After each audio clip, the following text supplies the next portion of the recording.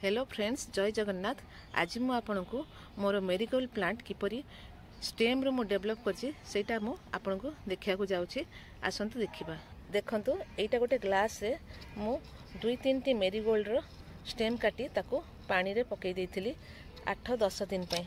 8-10 दिन परे एही मेरीगोल्ड रे आपन देखंतु किपरि भाबरे ग्रोथ हेछि, केते रूट आसीछि। देखंतु यार रूटिंग केते सुंदर हेछि।